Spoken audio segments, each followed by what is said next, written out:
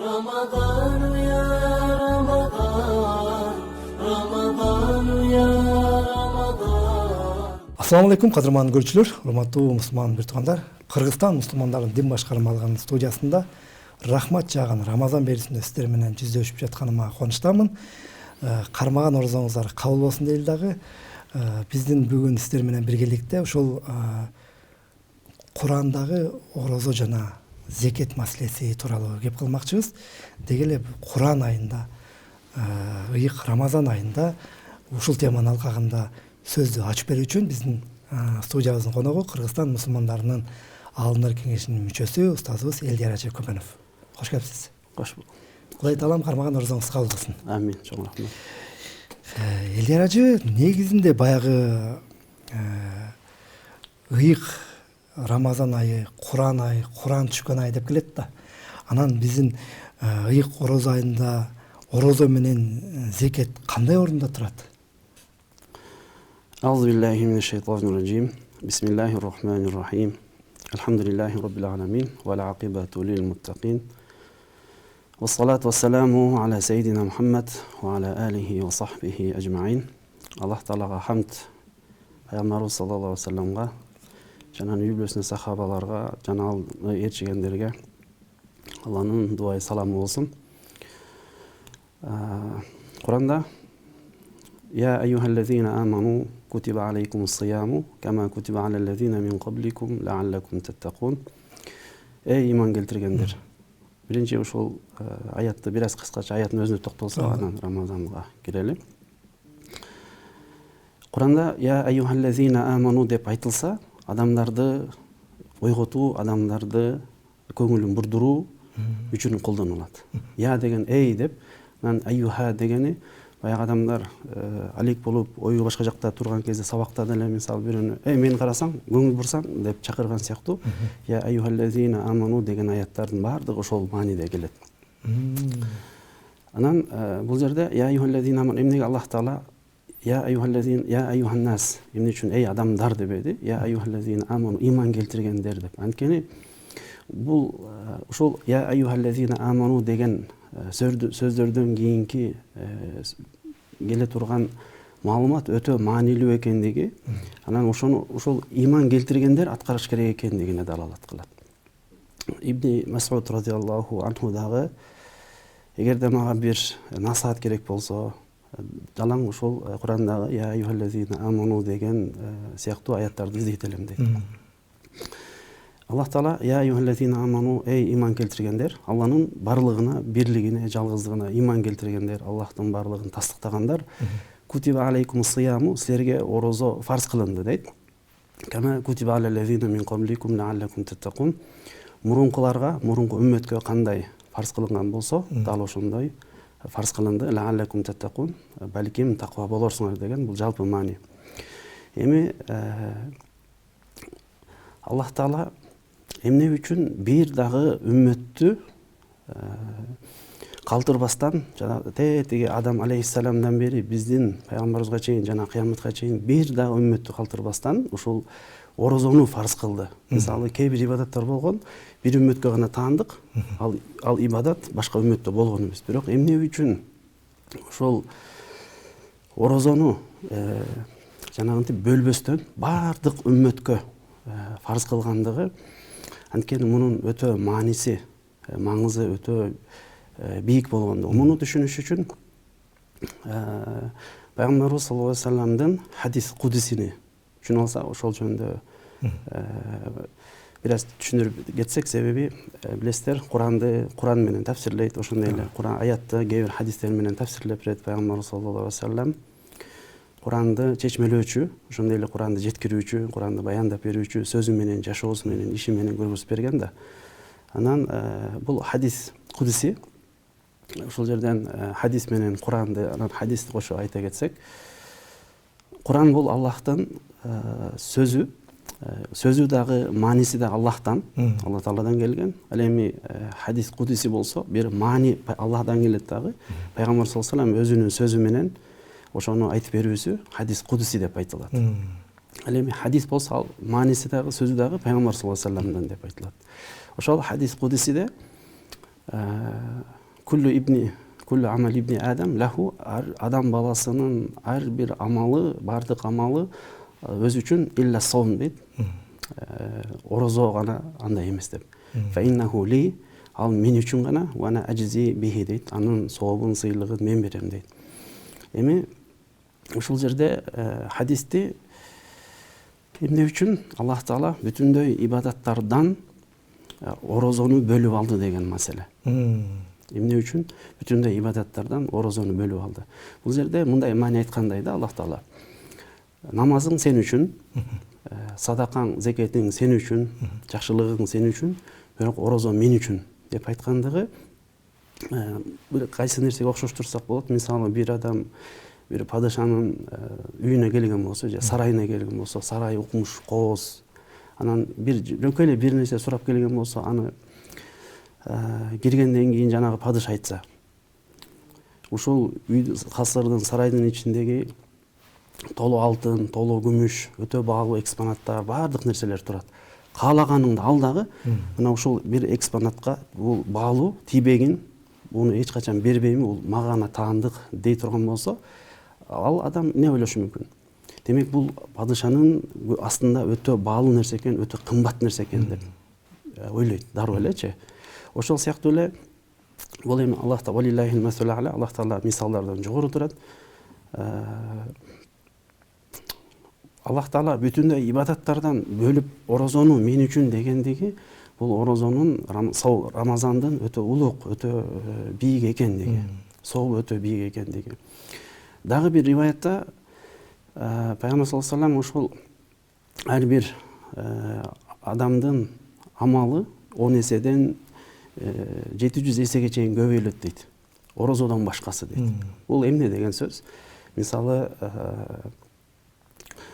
бир адам жакшылык кылса, мейли намаз окусун, мейли бир жакшылык кылсын, мейли садака берсин, же зекет берсин, анын сообу эсептелинет. Мисалы мынча сооп экендиги, бир мисалы Куран окуса, бир тамгасын 10 сооп дейт го, же андан да. Ошентип 700 эсеге жараша, 700 эсеси бул адамдын ниетине, ихласына жараша. Анан ошол орозодон башкасы бүт сооптору эсептелүүсү деген, мисалы эсептей алат, баардык башы бар, аягы бар да, бирок орозону эсептелбейт деген сөз. Муну жада калса периштелер дагы билбейт, пайгамбарлар дагы билбейт, биздин Пайгамбар саллаллаху алейхи ва саллям дагы билбейт, эч ким билбейт, Аллах Таала гана билет экендиги.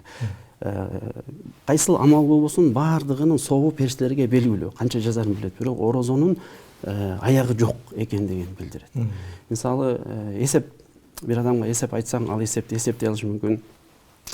Жанагы эсептөөчү калькулятор же азыркы компьютер жардамы менен бир сан айтсаң эсептей алышы мүмкүн. Бирок көп сан болсо, адамдын компьютер эсептесе, адамдын акылы эсептелбей калышы мүмкүн да. Анан кээ бир эсептер балким ошол калькулятор эсептей албай калышы мүмкүн. Бул эмне дегенди билет? Адамдын акылынан же компьютердин акыл деңгээлинен ары чыгып кеткен нерсе. Ошол сыяктуу эле биз эмнеге айтып атабыз? Салыштыруу иретинде орозо кармагандын сообу адамдын акылы жетпейт экендиги, канча экендигин. Аллах Таала ва ана ажзи бихи, мен анын сообун берем деген мааниси, мен анын сообу, сыйлыгы канча экенин мен билем, мен андан кабардармын, менин бүт илимим бүт нерсени камтып турат деген маанини билдирет. Андыктан бул орозонун ушунчалык сооп экендигин билүү, анан орозону даамын татуу, себеби даамын таткан адам билет, билген адам аны бекем кармайт деп айтылат эмеспи. Дагы бир хадисте Пайгамбар саллаллаху алейхи ва саллям ушул эмне үчүн биз уламалар берген суроолорунан эмне үчүн Аллах Таала башка ибадаттардан орозонун өзүнчө бөлүп айткандыгы барына белгилүү бир хадис бар. Жанагы банкрот, Пайгамбар саллаллаху алейхи ва саллям банкрот ким деп айткан кезде, мал мүлкүнөн ажыраган же соодасынан банкрот болгон деп айтышат эмеспи? Ошондо Пайгамбар айтат,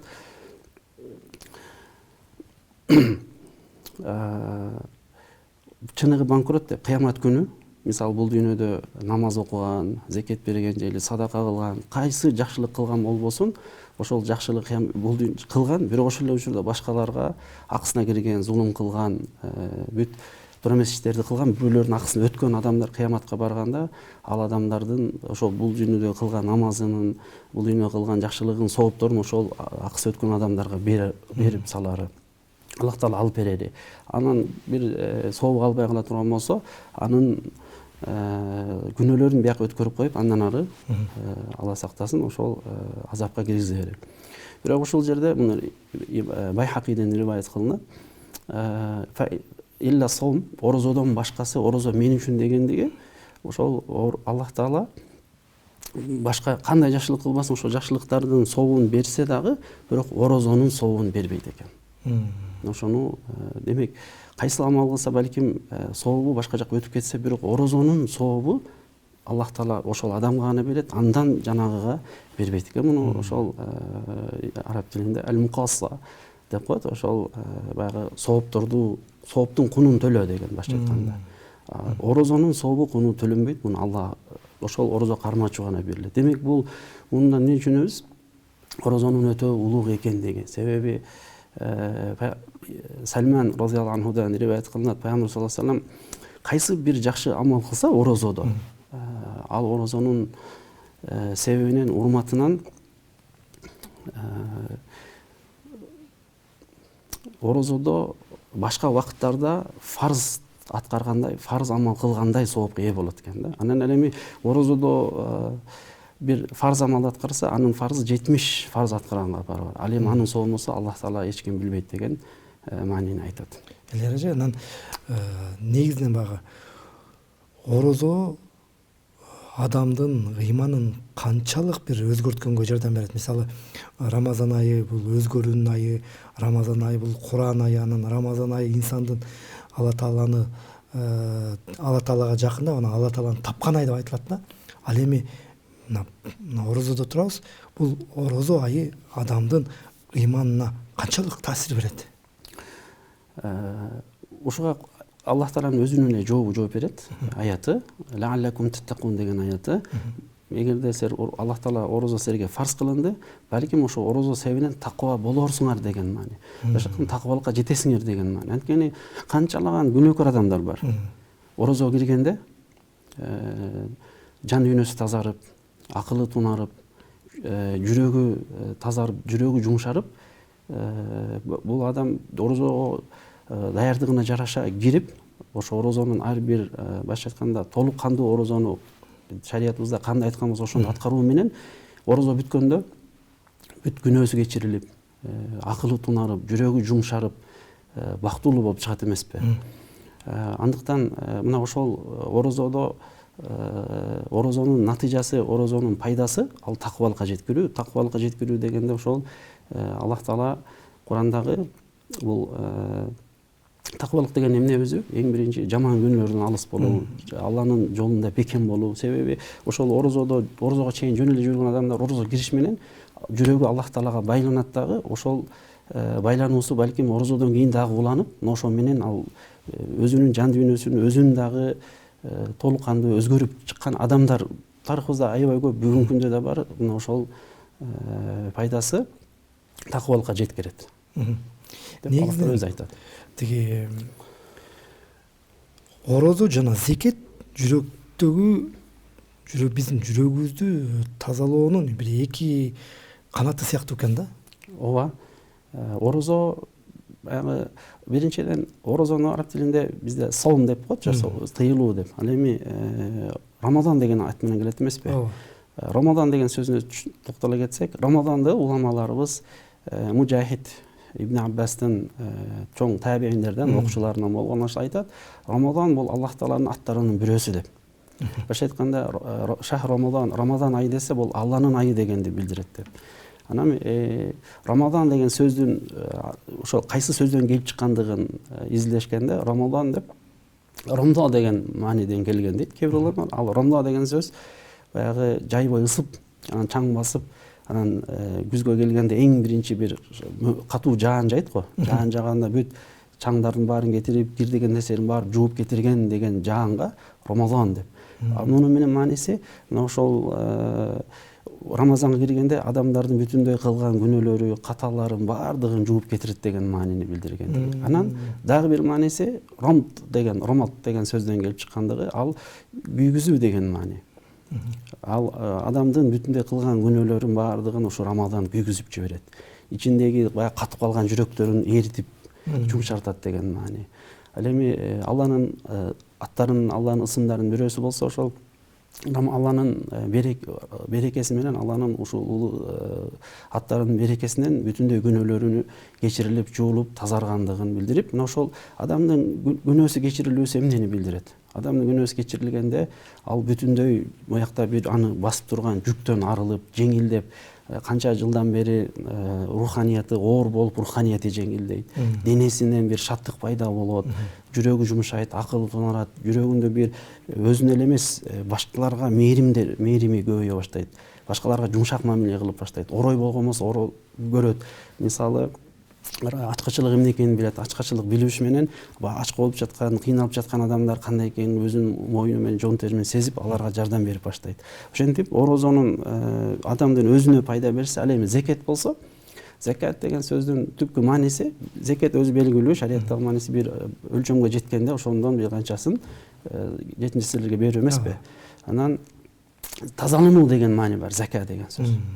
Тазкия деген сөз, ошол тазалануу. Эмнеден тазалануу? Адамдын мал мүлкүн тазалануу. Ошол жан дүйнөсү орозодо жан дүйнөсү жибегенден кийин анан ошол өзү тазаланып атат, зекет бериш менен мал дүйнөсүн дагы тазалап атат. Ошол менен бирдикте өзү эле эмес, коомчулукка дагы канчалыгын жардамдарды берип, коомчулукту дагы башка айтканда жаман иштерден тазалап атпай, кээ бир аябай муктаждык болуп аткандык себебинен балким туура эмес иштерге кирип кетиши мүмкүн да. Уурулукка барышы мүмкүн, же бирөөнү тоноп алышы мүмкүн, муктаждык ар кайсы себептер болот эмеспи. Анан балким ошого зекет берилсе, жакшылык кылынса, анын зекет алып, жардам алып, бир жүрөгүндө үмүт пайда болот, жаман иштерден тыйылып баштайт. Деги эле ушул орозо менен зекеттин коомчулукта орду өтө чоң деп айтат элем. Эми бүгүнкү күндө Элдер ажы, эми коомубузда эми бир 280 миң, 300 миңге жакын акчасы бар адам эми көп эле да. Көп деп айталы эми, арбын эле. Эми ушул ыйык айда зекетин бербегендер тууралуу Куранда кандай эскерүүлөр бар? Алла Таала эмне дейт буларга? Негизи биздин ислам динибизде 5 парыз бар эмеспи? 5 милдет. Бул 5 милдеттин бирөөсү 5 маал намаз окуу, келме келтиргенден кийин 5 маал намаз окуу. Намаз окуудан бул Аллах Таала бизге милдет кылган. Мунун окубай койсо кечирилет деген, же болбосо окубаса эчтеке болбойт деген бир Аллах Тааладан кайра аят же пайгамбар саллаллаху алейхи хадис жок. Муну сөзсүз түрдө окуш керек. Бул башка Аллах Тааладан бизге карыз сыяктуу. Мисалы бирөө акча берген болсо, аны кечирдим деп айтпаса эле сөзсүз түрдө төлөш керек, бериш керек кайра. Ошол сыяктуу эле намаз дагы Аллах Тааладан бизге берген карыз сыяктуу эле да, түшүнгөнгө жеңил болушун айтып атам. Муну Аллах Таала кечирдим деп башка бир жерде айткан эмес. Демек, мунун өмүрүбүздүн аягына чейин акыл эс толуп балагатка жеткенден кийин мусулман болгондон кийин окуш керекпиз. Дал ошол сыяктуу эле орозодо ден соолугубуз болсо, орозо кармай турган бир мүмкүнчүлүгүбүз болсо, албетте ден соолук маселеси бул өзүнчө сүйлөй турган нерсе. Мындай башым ооруп калды эле кармай коюш керек деген сөз эмес да. Ал орозо кармай турган болсо, ошол оору себептен оорусу күчөп кетсе, анысы ден соолугуна катуу бир зыян берсе, анан врачтардын айтымынын негизинде орозо кармай койсо болот. Бирок кийин жакшы болгондо аны кармап бериш керек болот.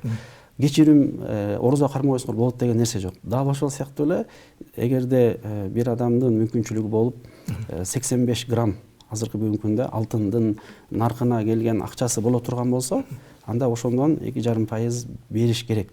Бир жерде дагы бербей койсо эчтеке болбойт деген нерсе айтылган эмес. Андыктан ал бүгүн бербесе дагы баары бир өмүрүнүн аягына чейин бериши керек болот, милдет болот. Албетте 5 мил фарызды таштап коюу бул чоң күнөөлөрдүн болуп эсептелет. Негизинен колунда бар, демек баягы бергенге мүмкүнчүлүгү бар болсо, муну баягы бербей койсом эч нерсе болбойт деген жок, бул бериши милдет болуп калат экен да. Ооба, бериши милдет болуп калат. Аллах Таала ага ошондой мүмкүнчүлүк берди. Мисалы, бүгүнкү күндө кээ бир адамдар аз эле иштеп балким көп киреше табат. Кээ бир адамдар эртеден баштап 24 сааттан балким 20 саат иштеши мүмкүн да, аз эле уктап. Балким андан да көп убакыт иштеши мүмкүн, бирок натыйжада аз эле беркиндей таппай калышы мүмкүн. Демек, баягы ар бир эле 100% өзүн берсе эле баардыгынын эле натыйжасы бирдей боло берет деген сөз эмес да. Андыктан кээ бирөөнө кичине иштеп балким мүмкүнчүлүк берип, Аллах Таала ага байлык берген болсо, демек бул Аллах Таала ага сынап берип атат.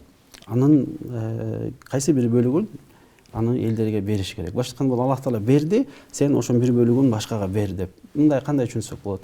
Бир адам көп акча берип, бул калганы сеники, эки жайым, мисалы ошонун бир бөлүгүн муктаждарга берип кой дей турган болсо, аманат кылып берген болсо, ал эмне кылыш керек? Бериш керек болот. Бериш керек болот да. Өзү алып алса, демек аманатка кыянат кылган сыяктуу эле Аллах Таалага берди мүмкүнчүлүк ага. Демек ал бербей койсо, аманат кыянат кылган болот, күнөөкөр болот, чоң күнөөкөр болот.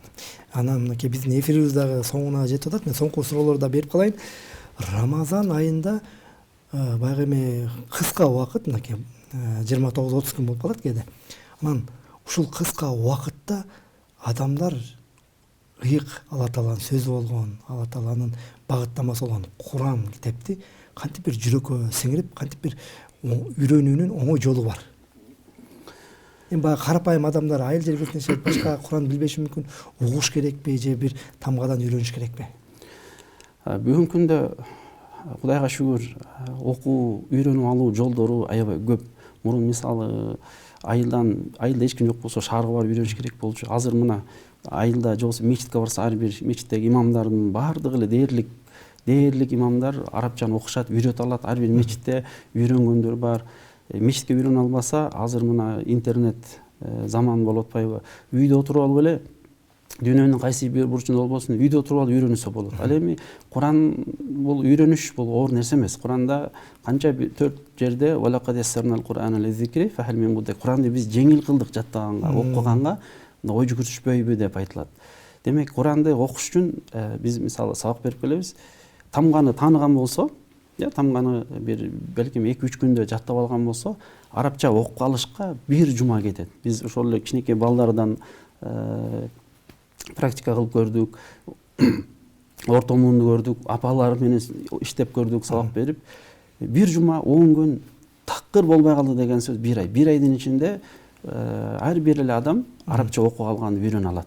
Сиз айткандай, ушул Куран түшкөн ай, бул айда биздин уламаларыбызга, биздин салих, таква бурунку өтүп кеткен адамдардын жашоолорун карап турган болсок, Куран айы келгенде бүтүндөй иштерин, бүтүндөй жумуштарын ташташып, бүтүндөй убактысын Куранга беришкен. Мисалы Абу Ханифа, Имам Шафии, бүт имамдар, чоң имамдар, Рамазан убакыты келгенде, Рамазан айы киргенде илимдерин токтотушуп Куран киришкен. Алар мисалы алгачкы күндөрүндө бир күндө 24 саат ичинде Куранды 1 жолу хатым кылып турушкан. Ал эми акыркы 10 күндүктөрүндө күндүз 1 жолу, кечинде 1 жолу. Жосо да башка дагы риваяттарында Рамазанда 60 жолу хатым кылгандыгы. Ал эми бул эмнени билдирет? Эртеден кечке Куран окуш отуруш керек дегенди билдирет да. Себеби бул албетте Куран менен Рамазан ортосундагы байланышты дагы бир өзүнчө отуруп сүйлөшүш керекпиз. Бул Куран түшкөн айда бул жалаң гана Куран менен отуруш керек дегенди билдирет да. Сообу чексиз. Демек, баягы көр турмушту азайтып, баягы ушул айда мүмкүнчүлүк болсо Куранга жакындап, динге жакындап, Алла Тааланы эстөөгө жакындашыбыз керек экен да. Ооба, албетте, сөзсүз түрдө. Эң сонун Алла ыраазы болсун, мынакей биздин убактыбыз дагы абдан бат өтүп кетти, чындыгында Алла ыраазы болсун. Кармаган оразаңыз кабыл болсун. Кудай Таалам кандай тилек ниет кылган болсо, ошолордун баарына тең жеткирсин. Амин. Урматтуу көрүүчүлөр, урматтуу мусулман биз туугандар, мынакей бүгүн биз Элдер ажы экөөбүз ушул Рамазан айында ыйык Куран жөнүндө, андагы зекет маселелери, кайрымдуулук тууралуу сөз кылдык. Мынакей өзүңүздөр күбө болгондой, бул айды мүмкүнчүлүгүбүз жетишинче Куранга байланып жүрөгүбүздү тазалайлы. Ал эми сиздердин оразаңыздарды кабыл болсун дейли дагы. Кийинки эфирден көрүшкөнчө жараткан Алла Тааланын амандыгында болуңуздар.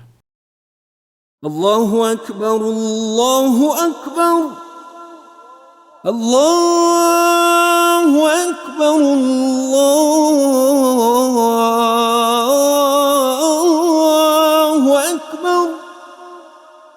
أشهد أن لا إله إلا الله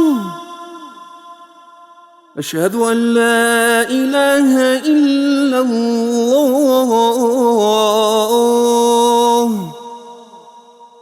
أشهد أن محمدًا رسول الله أشهد أن محمدًا رسول الله حي على الصلاة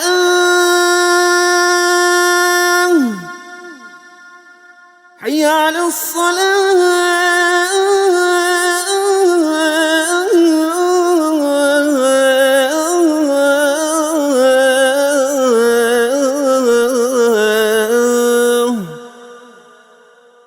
حي على الفلاح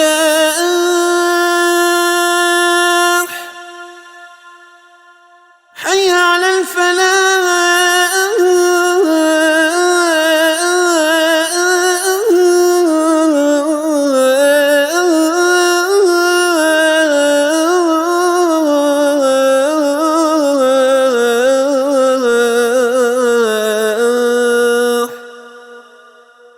الله أكبر